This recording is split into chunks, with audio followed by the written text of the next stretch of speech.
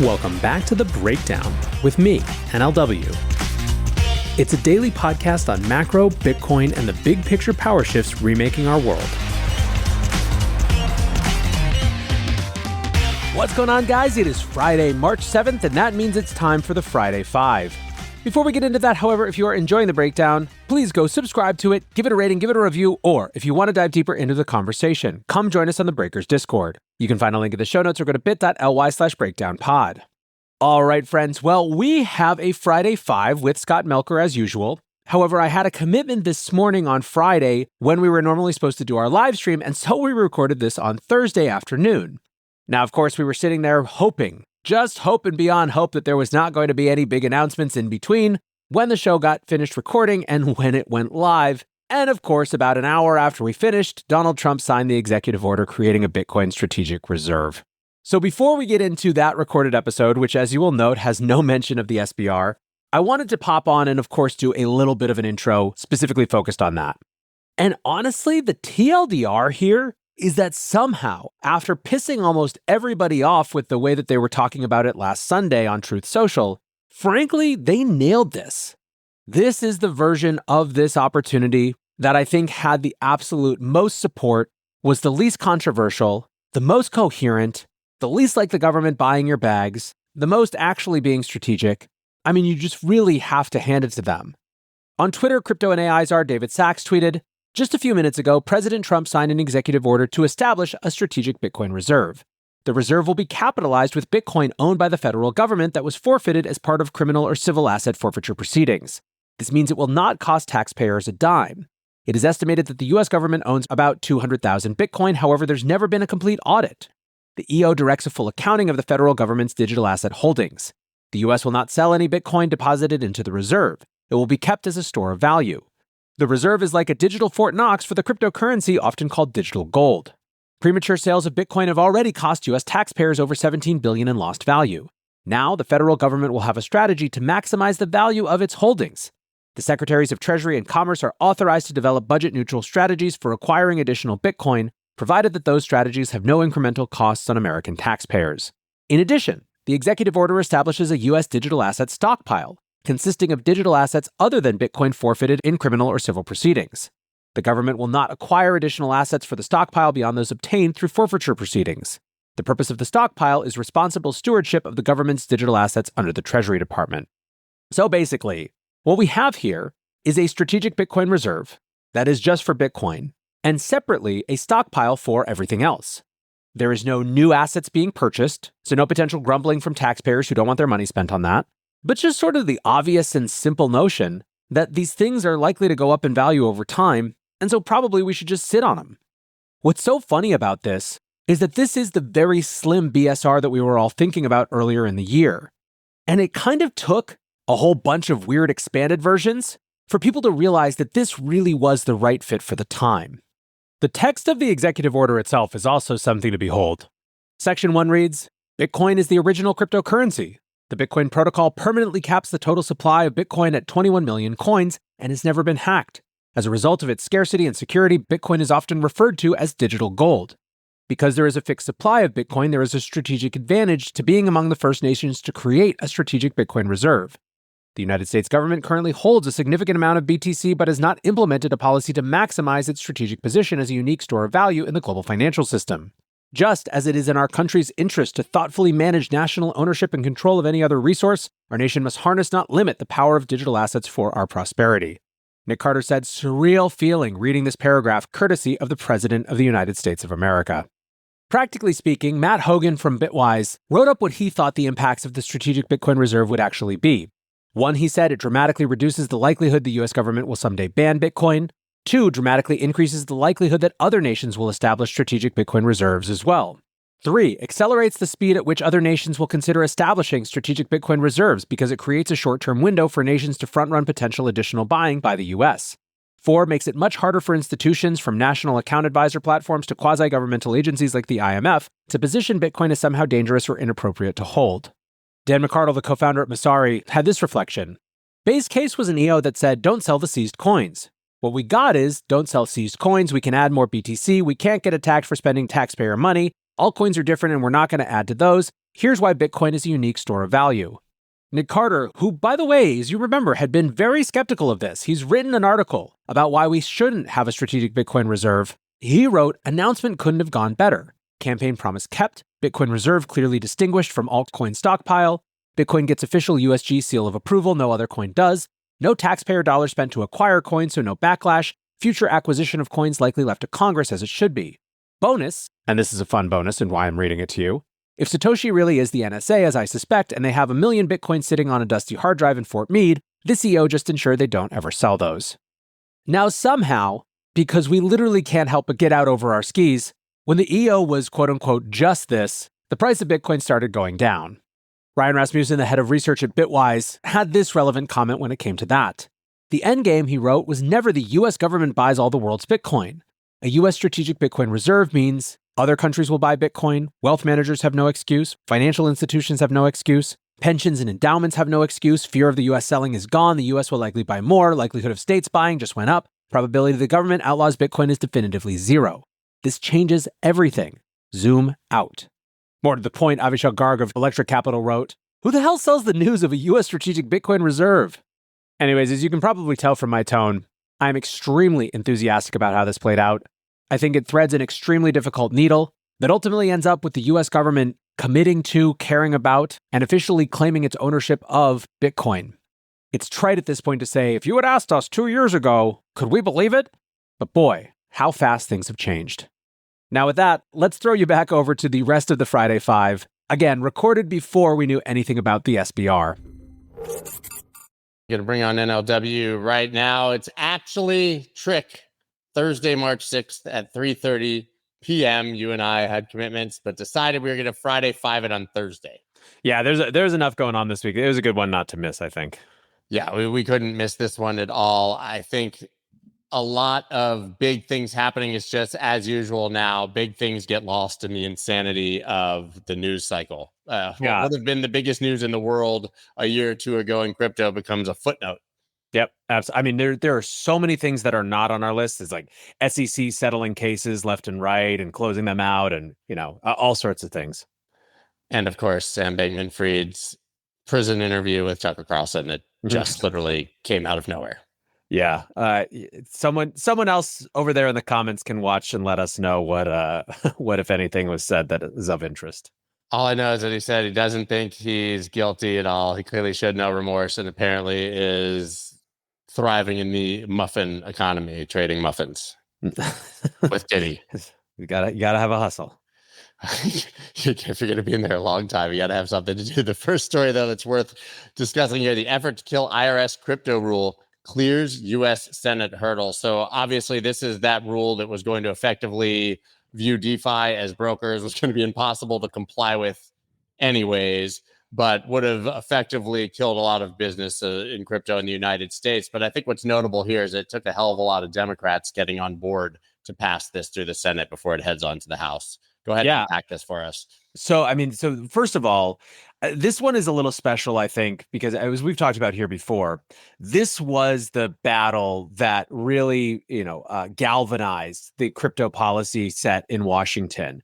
When this was snuck into the infrastructure bill as a pay-for provision at the last minute, they thought they were going to kind of sneak something over. Crypto noticed. They thought it was a mistake at first because how could they be so stupid or so malicious? When they realized that they actually were that malicious, it was specifically the Treasury Department, the Washington crypto folks realized just how many just what level of antagonists we had in certain parts of DC. This is obviously way before Operation Choke Point or anything like that.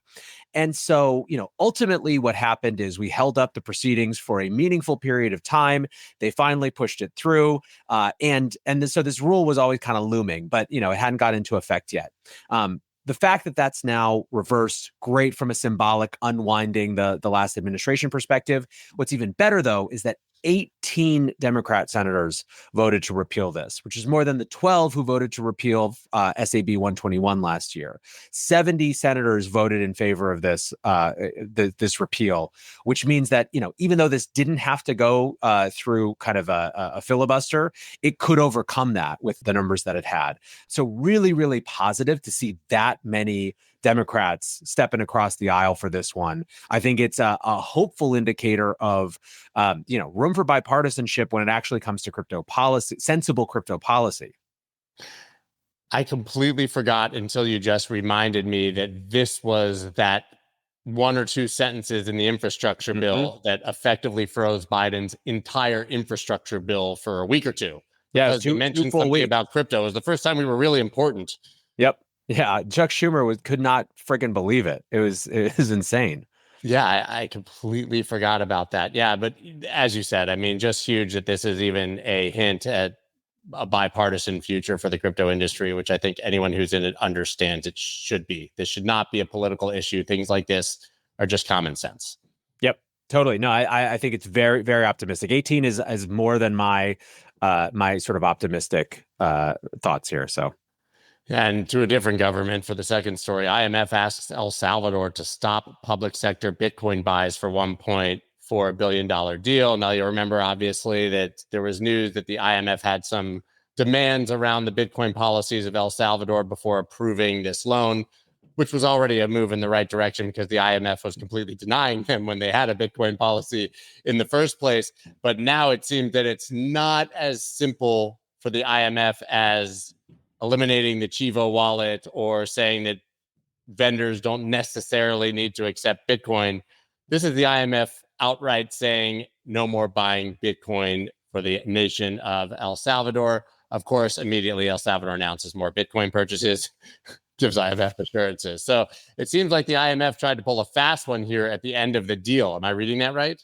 Yeah, it seems like it. I mean, look, the IMF has been pretty consistent around arguing that this was a destabilizing force and not wanting it.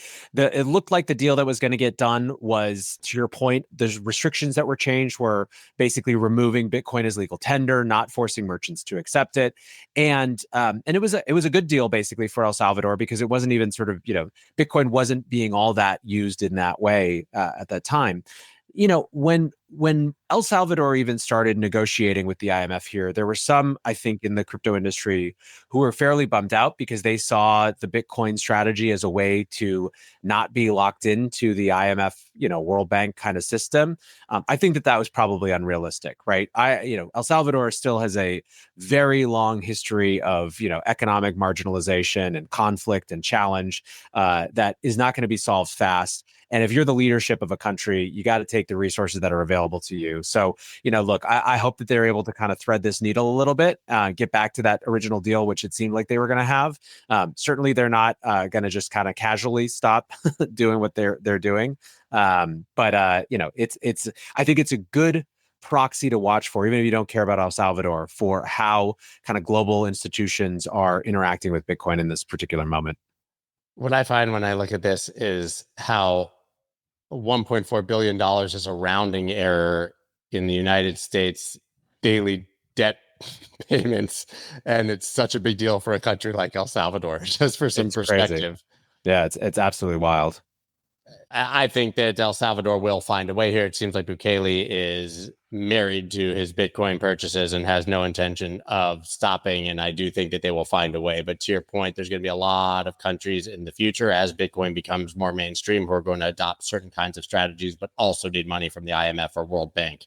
And this could be sort of the precedent for all of those future deals. Yep. I mean, this set of institutions, the focus hasn't really been on them yet in this particular election cycle or this administration. But, as the unwind of U.S. global presence happens, there's going to be at some point a focus on these things and what their role is and what their engagement is. So I don't think that we've heard the last about the IMF and the World Bank in this particular administration. Hello, friends. I am thrilled to share that Ledger is once again partnering and sponsoring with The Breakdown. Many of you know, but for those of you who don't, Ledger is the most secure hardware wallet for your crypto and logins. It's trusted by 7 million users and secures 20% of the world's digital assets. What's more, Ledger is a lot more than wallets. Over the recent years, they've built a comprehensive ecosystem of products and services, all of which are designed to make digital ownership more secure and accessible. You can buy your Bitcoin with Ledger and Ledger Live, and so much more. Basically, not only do they want to keep your assets secure, they want you to be able to do more with them. Ledger's newest devices, the Ledger Stacks and Ledger Flex, introduce the world's first secure touchscreens, making it easier and safer to manage your transactions and assets. Alongside Ledger Stacks and Ledger Flex, the company also launched the Ledger Security Key app, offering a safer alternative to traditional passwords and enhancing your digital security. If you are in this space, you owe it to yourself to at least check out Ledger and their ecosystem, what they have available to you. So thanks once again to Ledger for sponsoring the show.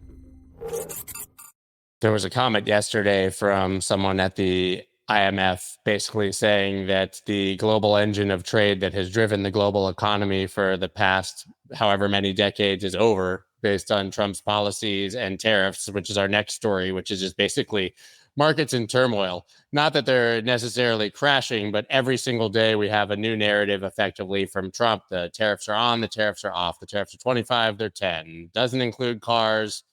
You choose it, and every single day we have a new narrative. But clearly, the world is preparing for an environment where the United States isn't effectively at the center and bailing everybody out all the time. Germany loosening historically tight policy to raise more money for the military and for infrastructure building. I mean, that's the last country on earth you would ever think would be doing that. Shows you just how much necessity there is if the United States is going to put these tariffs on and pull back from the globalism that the world has been so used to. But obviously, I mean, NASDAQ is nearing a correction now. That's not something you thought you'd be hearing at the beginning of Trump's term. Obviously, we know that crypto largely, and certainly the S&P trading below where they were at the election when Trump was actually elected. And you even have investment professionals saying time to sell and run into CDs and bonds and things that are a safer bet. So right now we have a lot of volatility and more than anything, a lot of uncertainty. Yeah. I mean, look, I think a number of things are happening. One, markets this week, I think, started to grok the idea that maybe Trump, that they are not Trump's highest god when it comes to his policy objectives, that Trump 2 is going to be a little bit different than Trump 1 in terms of where the emphasis is. Certainly, Scott Besson has been on the talk show circuit pretty clearly emphasizing this, that Wall Street's going to be just fine, and they know Wall Street's going to be fine, and that's not where their concern is, and that's not where their focus is. I think a little bit of what we saw this week was Wall Street realizing that they're not the belle of the ball quite as much as they thought, and that they can't just throw a hissy fit and get Trump to stop. I think that there's been a broader recognition that dude seems pretty serious about tariffs. It isn't just a negotiation strategy, but at the same time, a lot of the volatility comes from the fact that it is also sort of a negotiation strategy. Clearly, I think one thing that the whole world is getting used to and trying to calibrate for is Trump, and by extension his administration, are very clearly comfortable in chaos. They thrive in chaos. They think that the best way for them to negotiate, get leverage, is within the context of chaos. They think it's to their advantage, and so sowing chaos is literally a core strategy. And obviously, for markets, that's very hard. I think that for crypto folks, at some point, we're going to remember that we are constitutionally the most suited to chaos of anyone in any sort of market. And we're going to stop behaving like such little, weenies and being scared of things. And, but of course, we talk about this a lot too. It's now much harder to read the crypto industry and market movements because the crypto industry means about 50 different things, right? There's participants of all different stripes and types, and it could be that the long-term hodlers are just, laughing at the chaos because they're not selling anyways, and they're just looking for buying opportunities. But there's a whole lot more market participants now than there used to be who are not in that deep. And frankly, the crypto industry is just inextricably tied to Trump now. You used to be able to say it was tied to correlated to markets or correlated to certain kind of news. It's just correlated to Trump's mood and his tweets and what he decides to say on any given day. And that's really been the case since the election, but certainly since he launched the Trump token. To be frank, I mean, you talk about people of all kinds and stripes. We're going to get into the reserve, but first we obviously have to mention the summit.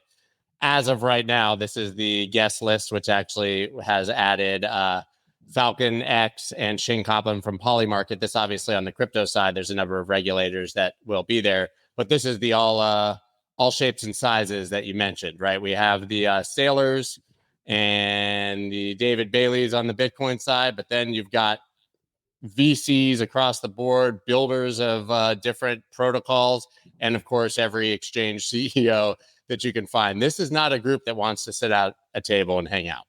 No, it's interesting. This list is a pretty good one. If this is I sort of agree. like I who had no shows problem up, with the list. yeah, especially because one of the big sort of sub stories throughout this week is like, the number of fake lists floating around has been crazy. Yeah, How many you've been times I've joking seen the about this. breaking news that CZ is going to be there is just blowing my mind. Yeah. Well, no, the latest that I heard is that Sam's actually going to interview Diddy from the White House as part of this I like summit, that. I heard Biggie and Tupac are going to yeah, be there. as their Yeah. keynote. No, but look, the list is a pretty representative cross section of U.S. crypto stakeholders now. I think that there's obviously more that could be involved, but this list shows consideration and thoughtfulness, I think, in terms of who needs to be at the table. It is notable, and it's worth kind of reflecting on the fact that the White House had planned to create a standing council, and there was so much infighting in the industry that they were like, let's not do that. Let's just do these summits instead.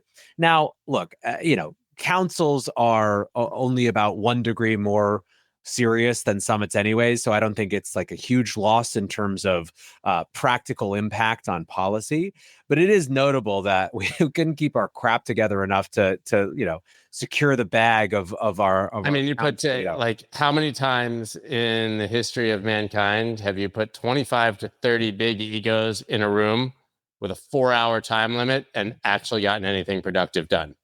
yeah, it's clearly rubber stamping, But that means the question is, knowing that this is optics, what are they rubber stamping and what are they coming into this with? Because the real story here, obviously, is that Trump truthed on Sunday. I think that's the term for truth socialing. I think you're truthing. He truthed that we were getting a crypto strategic reserve.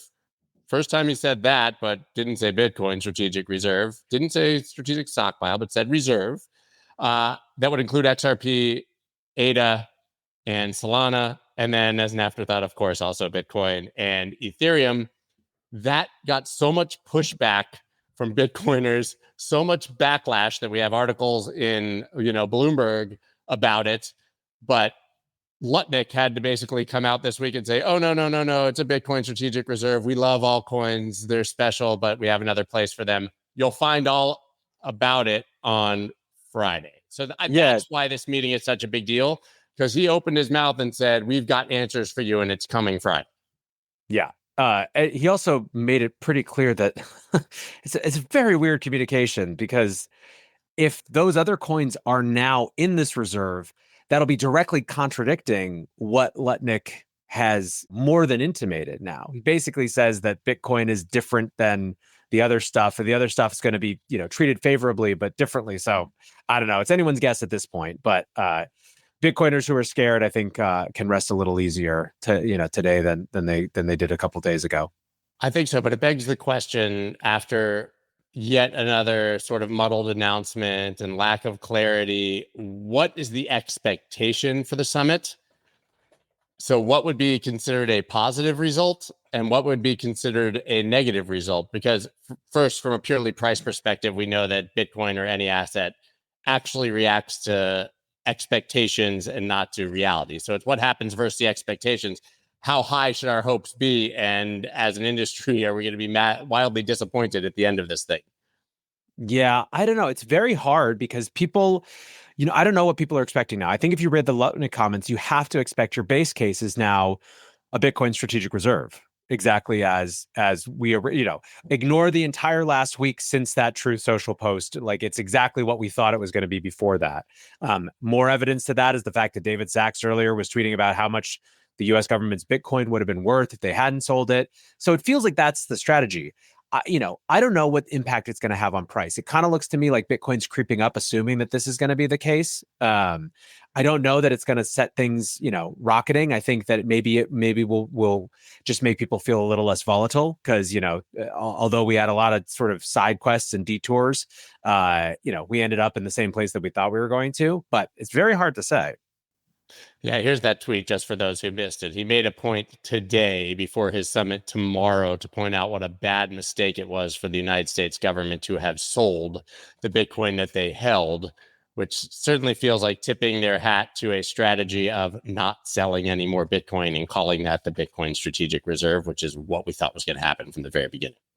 Yeah, it's a lot of distraction to get to the same place we started. It really is. It does then obviously make you wonder what's going to happen with XRP, Solana, and Cardano, which have been specifically named. I think the Sovereign Wealth Fund would be a great place for a bunch of altcoins that the United States wants to speculate on that are not necessarily reserve assets. And I don't know if you saw some rumor flying around X today that I can't confirm it, but I know that Anatoly had sort of spoken to it from Solana that Brad Garlinghouse and Ripple literally lobbied for Solana to be included in the reserve to make XRP seem more reasonable in the reserve. Yep. That surprise you? No, it's they're clever, and it's a clever strategy. They're good. Did you see they also Ripple? Well, there's a new non-for-profit national council to educate Americans on crypto, and now apparently people are saying it's fully funded by Ripple. I did not see that. So we'll have some more to talk about later. Anyways, the final story here, in case you missed it, ICYMI, Emmer announces formation of nonpartisan congressional crypto caucus. We've got so many caucuses and committees and every regulator and legislator for our industry. It's unbelievable. We couldn't get a single caucus before. Now we're caucusing left and right. But notably here, this is Tom Emmer and Democrat Richie Torres, who we know is a big fan of our industry, but still rising star on the Democratic side of the aisle, yet more bipartisanship for a congressional crypto caucus. Yep. So the thing that's notable or good about this one is that this is explicitly a voting block, right? This is not just a working group or something like that. This is meant to be when people are debating policy, they can say the crypto caucus is voting in this way, right? That's what this means. And so it's a ratcheting up of the bipartisan collaboration here to say that this is a group that are going to vote in a particular way on these things. It's a way for, I mean, the thing that's going to be most notable to watch is which Democrats join this. I think that's the key question. It makes total sense that Richie is out here leading this. He's obviously rising star and is very independently minded and a great sort of representative for that side of the aisle, I think, when it comes to crypto issues. So, but really positive overall.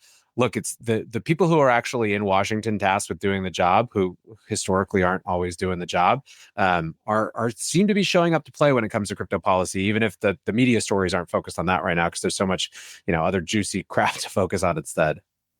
Yeah, finding signal in noise right now is so difficult, but all of the signal to me is still massive tailwinds, especially if you just zoom out 12 months ago or 6 months ago, where we were and where we are now. It's nothing but good news. Maybe there's some chaos, as you said, which could be the strategy.